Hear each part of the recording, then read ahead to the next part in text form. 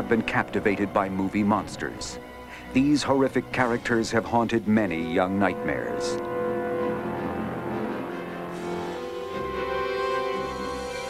Today's movie fans are equally enthralled by cinematic monsters and by the makeup effects wizards who bring these creatures to life. Every day is a bad hair day. With inventive use of new materials and mechanics, these artists and technicians are creating characters that are increasingly more frightening and bizarre. Rolling. Today, we'll go behind the mask with the comedy adventure Cabin Boy to see how flesh and blood actors are transformed into make-believe beings. Cut. And Academy Award-winning makeup artist Rick Baker reveals the secrets of famous movie monsters. Welcome to the highly inventive field of special makeup effects, where you'll meet creature and creator next on Movie Magic.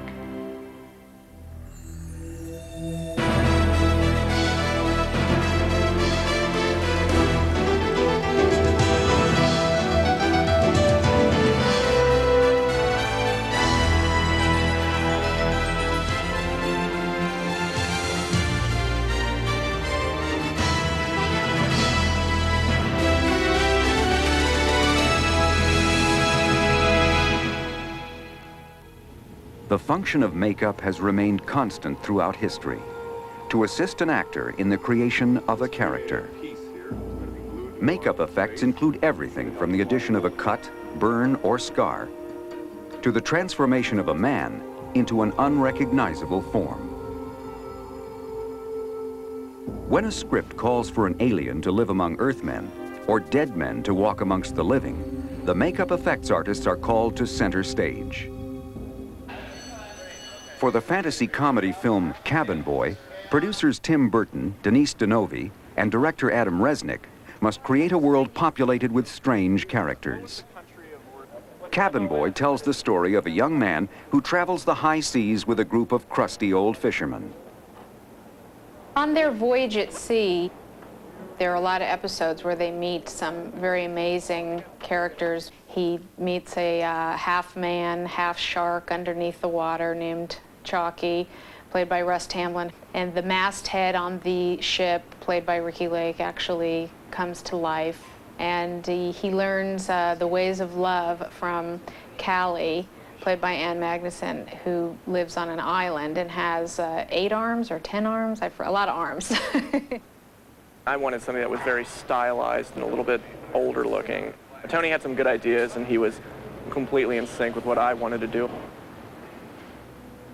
Innovative makeup effects artist Tony Gardner has established a reputation for creating fantastic, sometimes frightening characters for such films as Hocus Pocus, Army of Darkness, and Darkman. Gardner's Alterian Studios is a 10,000 square foot makeup effects lab. This facility specializes in all aspects of makeup effects, from character makeup to animatronic figures and puppets. We seem to excel at getting the shows with major technical challenges. But I think we excel at characters and finding a balance and bringing enough fantasy into reality to the point where you buy it as a character as opposed to just, this is a makeup effect. We're able to create whole characters out of what we do. Once the character designs are approved, the effects team makes life casts of all the actors playing the various characters. Russ Tamblyn will have his body cast for a sharkskin suit, and Ricky Lake will have her head and body cast to play the wooden figurehead. Designer Eric Fiedler will make a cast of this actor's head so that the makeup can be sculpted onto the exact shape of the actor's face. He's going to be one of the clouds, or the cloud character. So we're going to make a life cast of his head and going to sculpt the cloud features onto his face and around his face. So if you can picture his face as the face portion, and then out here a big puffy cloud, that's what will be going on. So we're going to sculpt all that, make it out of foam, and then put little headgear on, kind of like a Las Vegas showgirl. Have a headdress on, and the makeup will be out there, and his face will be blended into it. putting a ball cap on him to protect his hairs from the material we do the life casting with. A layer of Vaseline is applied to the eyebrows and around the cap to prevent the casting material from sticking. Next, Eric mixes up a batch of alginate. Alginate, that's the same stuff the dentist puts in your mouth when he wants to take an impression of your teeth. Made out of kelp. Relax. How's that? It's actually good, huh? Nice warm day like today. Close your eyes. All smooths right out. It's amazing stuff. Takes great detail.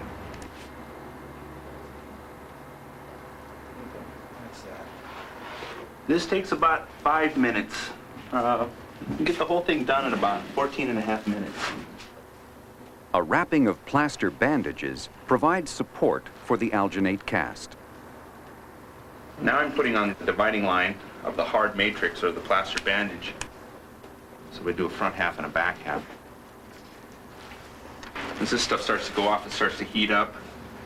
So we tell the talent, don't worry, it's gonna get warm. It's like a relaxing facial sauna. After about 4 minutes, the plaster has hardened and the two halves can be removed. And Tom will lead forward and his ears will fold under. And he'll help catch it. He's got a problem. You have to kind of work it off here a little. Got it? There we go. Go ahead. Go ahead and pull. And slip it in there.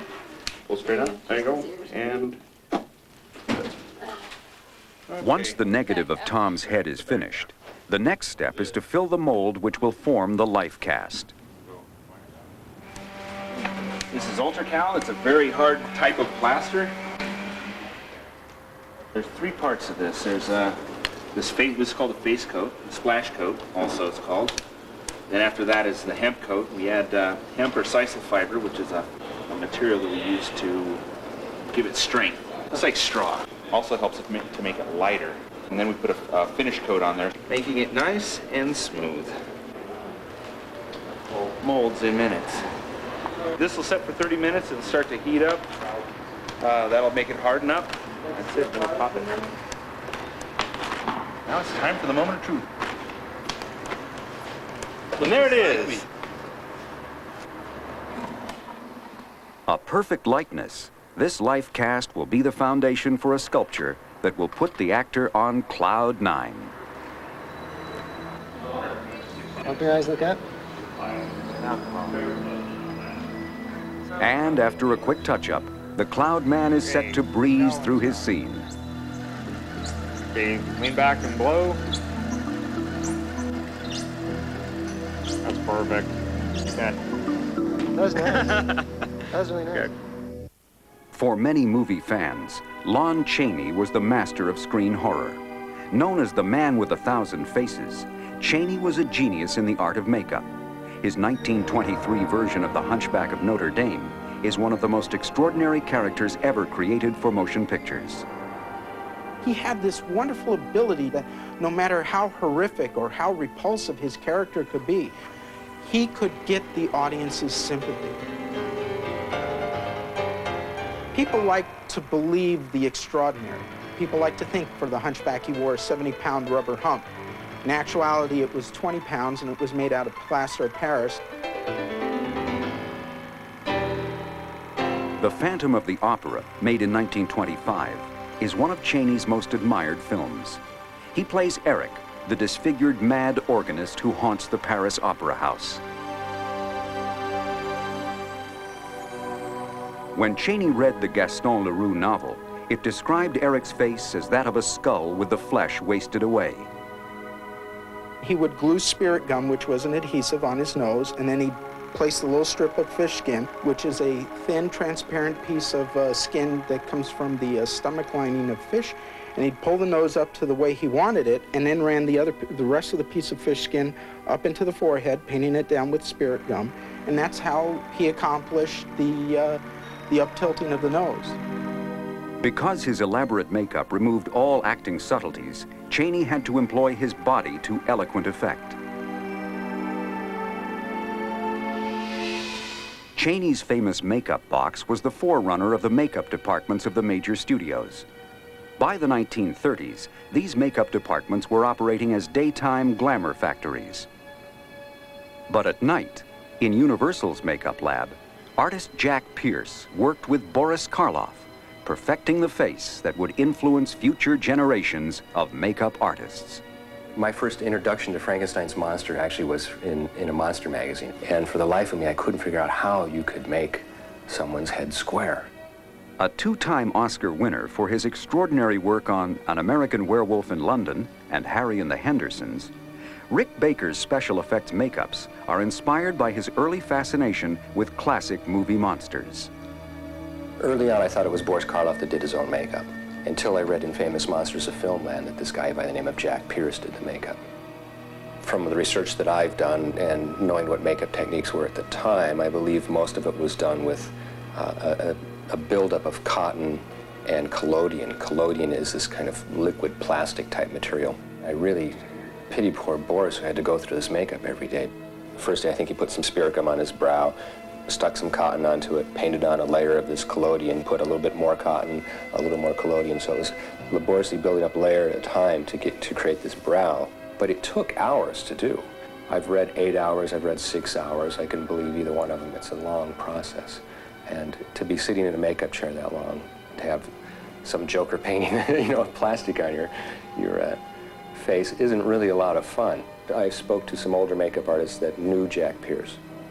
And they said that Boris, on occasion, would actually wear the makeup home rather than going through the laborious procedure the next day. He actually would go home, sleep, between a couple of books and try not to roll around on his face, and then come in the morning, and then Jack would have to do a certain amount of repair to the makeup, but it was less work than starting the whole process again. At a very early age, I was fascinated by monsters. I would watch monster movies on TV whenever they would come on, and just decided that would be a really cool thing to do, is make a monster. At age 18, Rick Baker became the protege of Dick Smith, the creator of the unforgettable makeup effects in such landmark films as Amadeus, Little Big Man, and The Exorcist. With Dick's encouragement, Rick honed his skills and then went on to train a new generation of makeup artists, including Tony Gardner. With Rick, I had the opportunity to do a lot. I came in as the runner, and you sweep the floors, take out the trash, that kind of stuff. And as you show you can handle more responsibility, you were given more. In 1988, Tony Gardner formed Alterian Studios to continue the tradition of makeup effects pioneered by Lon Chaney. Terminator is an insect. But the materials and techniques have constantly improved. Foam rubber, first developed in 1939, allows artists to form-fit makeup to the actor's face. This foam appliance is detailed enough to look realistic in close-ups, and at the same time, eliminate the mounds of putties and cotton used by Jack Pierce to build up Boris Karloff's facial features. Even though methods have improved, the makeup effects for Cabin Boy are as labor-intensive as any previously created. In order to create new facial and body features, artists use plastine clay to sculpt character pieces onto the actor's life cast. These character pieces are called appliances. For Ricky Lake's figurehead character, Tony works with sculptor Mike Smithson. The design of the figurehead was modeled after those crafted for old English sailing ships. Careful detailing creates a weathered wood effect with a deep grain pattern. Once the design is sculpted, a mold is made of the clay appliance. This process is similar to that used for the life cast. After the plaster dries, the mold is separated from the life cast. The clay is removed, and the cavity that remains is ready to be injected with foam latex. After the molds are cleaned, foam technician John Calpin prepares the foam latex. I'm getting ready to measure out some foam latex and whip it up, and then we'll inject it, almost like baking bread. We just pour everything into a gigantic bowl and whip it up in a mixer. When you whip it higher, you whip more air into it, makes it a softer foam. The less you whip it, the more dense it becomes.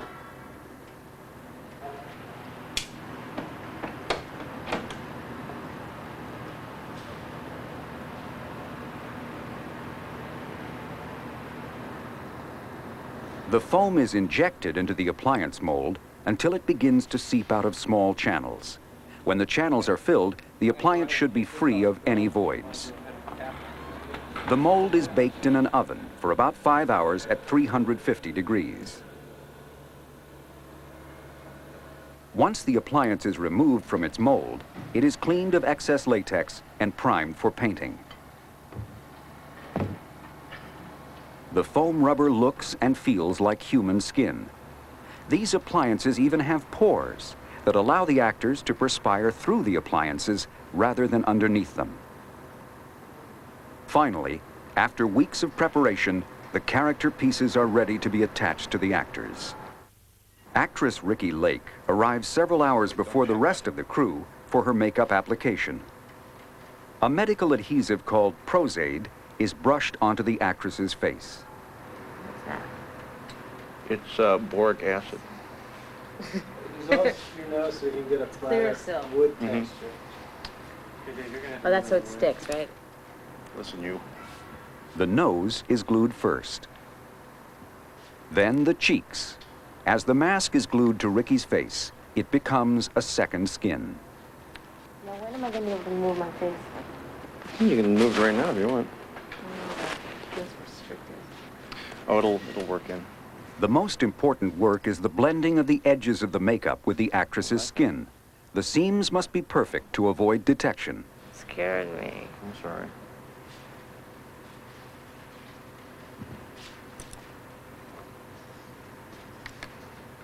I'm just kind of building ridges over the blending edge so it kind of looks like the wood grain. It kind of helps blend into her skin.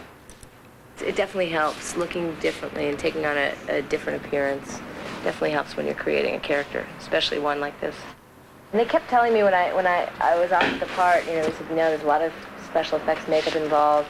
It is unbelievable the process that goes on before you do, one day. And then you can actually do a little more of the style at the time was a little like 2 rounds. Oh, I gotcha. There was a depression. Kind of like that in the Veronica center. Lake thing. Yeah, there's a depression. After final touches, the actress is ready for her scenes. The camera rolls as soon as everyone is in place. Ricki's position is uncomfortable, and she will tire quickly. Action!